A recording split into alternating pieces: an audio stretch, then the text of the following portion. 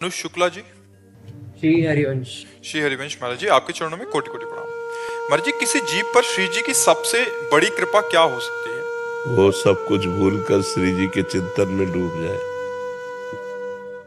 प्रभु के सिवा कुछ याद न रहे, इससे बड़ी कोई कृपा नहीं। और ये कृपा संत समागम से प्राप्त होती है।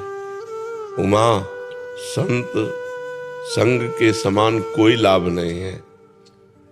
भगवान शिव ने कहा, अगर संत संग मिला तो भगवंत प्रेम जागृत हो जाता है। भगवान के स्वरूप में, भगवान के नाम में निरंतर डूबे रहना, कोई इससे बड़ा कोई लाभ नहीं। मनुष्य जीवन का परम लाभ श्री जी की परम कृपा का यही फल है कि उनका निरंतर स्मरण होता रहे। संत समागम सम न लाभ कछुआन। उमा, संत समागम सम न लाभ कछुआन। तो संत संग से विवेक प्रकट होता है, विवेक से सत असत का निर्णय होता है, असत संसार का त्याग और सत भगवान का चिंतन।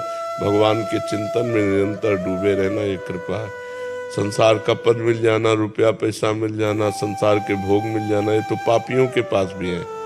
सुत दारा धन लक्ष्मी पापियों के घर होए, संत समागम हरि कथा तुलसी दुर्लभ दोए। ये दुर्लभ बात है कि भगवान की चर्चा में अश्रु बह रहे हैं, भगवान के चिंतन में गदगद स्वर होकर के भगवान के चिंतन में डूबा हुआ अपने जीवन को व्यतीत, ये सबसे बड़ा लाभ है। और ये लाभ मिलता है सत्संगी पुरुष को, जो खूब संत संग करता है, उसकी रति भगवान में हो जाती है। समझ पा रहे बच्चा? हैप्पी लुथरा जी।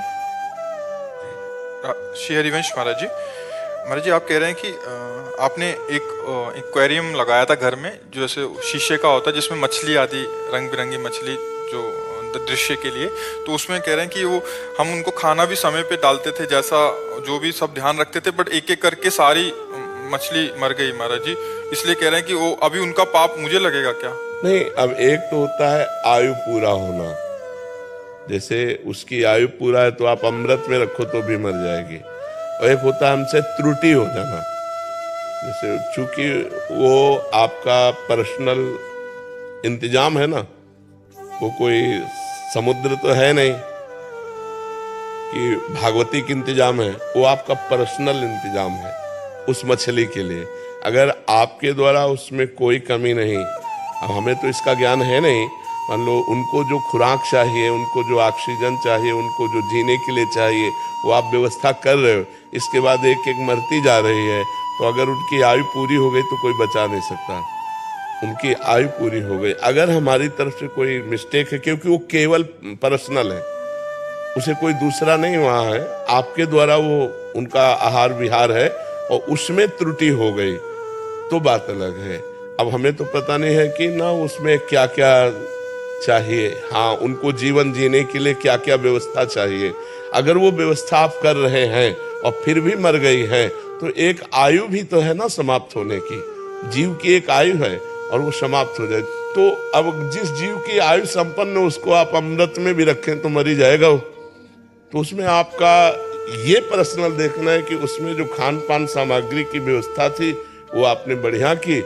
अब ये तो पवित्र हृदय ने लोग मछली कल्हार के खाते हैं, तुम्हें मछली के मरने पर शोक है और लोग मछली तो काट के खाते हैं।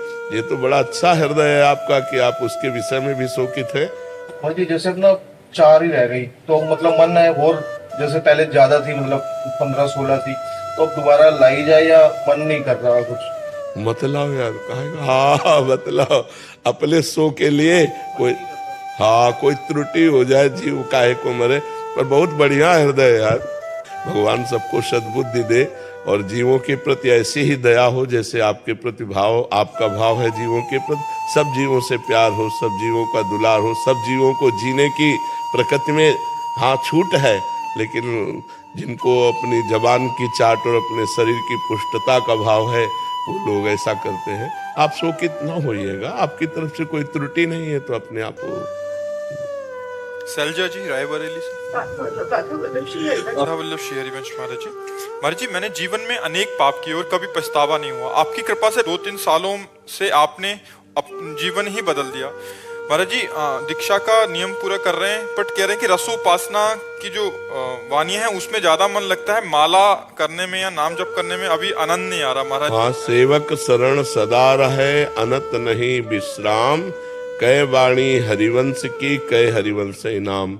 या तो नाम जप चल रहा है, मंत्र जप चल रहा है, या तो रसोपासना की जो वाणी है वो वाणी चल रही। तो वाणी चल रही तो ठीक है, नाम वाणी जहाँ श्याम श्यामा तहाँ, नाम वाणी सुनत श्याम श्यामा सुबस, नाम वाणी निकट श्याम श्यामा प्रगट। यह नाम चल रहा है या वाणी एक ही बात है। तो खूब वाणियों में लगो और खाली समय में नाम जप करो, जिससे श्री जी का हमें सानिध्य अनुभव हो।